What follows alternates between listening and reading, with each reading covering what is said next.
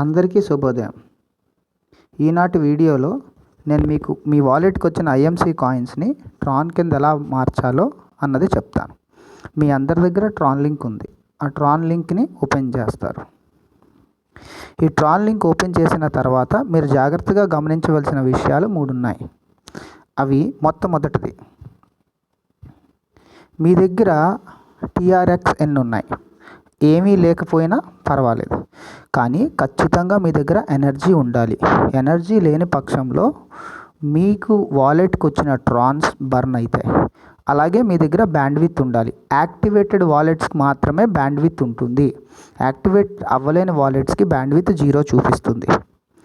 సరే, ఈ 2 అయిపోయిన తర్వాత మీరు డిస్కవర్లోకి వెళ్తారు. డిస్కవర్లోకి వెళ్ళి జస్ట్ స్వాప్లోకి క్లిక్ చేస్తారు. జస్ట్ స్వాప్ ఓపెన్ అవ్వగానే స్వాపింగ్, పూల్ అని 2 ఆప్షన్స్ ఉంటాయి. ఈ వీడియోలో నేను మీకు స్వాపింగ్ అనేది చెప్తాను. నెక్స్ట్ వీడియోలో నేను పూల్, లిక్విడిటీ అన్న కాన్సెప్ట్ని కూడా మీకు క్లారిఫై చేస్తాను. ఇక్కడ మీ దగ్గర ఏ కాయిన్స్ ఉన్నాయి అది ఇక్కడ రాస్తారు. అంటే మన దగ్గర ఉన్న మనం ఐఎంసీ కాయిన్స్ని మార్చాలనుకుంటున్నాం కాబట్టి ఈ TRXని ఐఎంసీ కింద మనం ఎక్స్చేంజ్ చేయగలిగే కాయిన్స్ ఎన్నైతే ఉన్నాయో అవి ఇక్కడ పెడతాం. సపోజ్ ఇప్పుడు నేను 10 ఐఎంసీ కాయిన్స్ని మార్చాలనుకుంటున్నాను. TRXని ఐఎంసీ కింద మార్చాను. అక్కడ ఒక 10 కానీ 5 కానీ స్లిప్పరేజ్ రేట్ బట్టి పెట్టుకుంటాను. తర్వాత నెక్స్ట్ దేని కింద మార్చాలనుకుంటున్నాను? మన IMC coin, USDT, ఇథెరియం, bit coin, TRX దేని కిందైనా మారుతుంది. అందుకు మీరు దేని కింద మార్చాలనుకుంటున్నారో అది మీరు ఇక్కడ సెలెక్ట్ చేసుకోవాలి.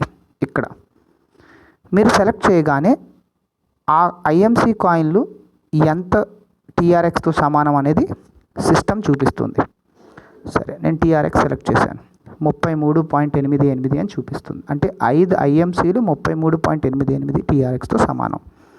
దీన్ని మీరు స్వాప్ కొడతారు. స్వాప్ కొట్టి కన్ఫర్మ్, స్వాప్ కొడతారు, కంటిన్యూ కొడతారు.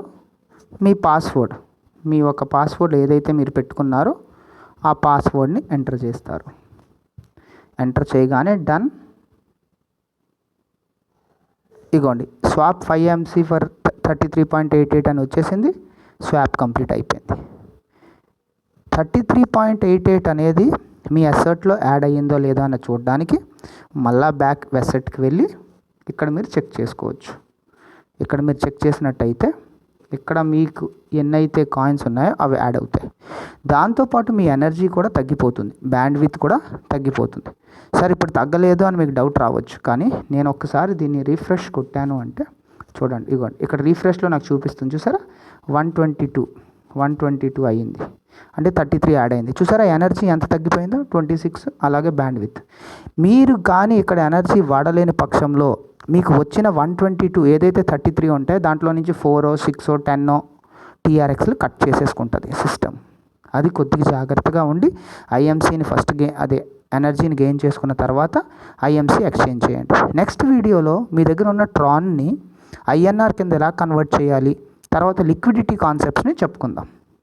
ధన్యవాదం.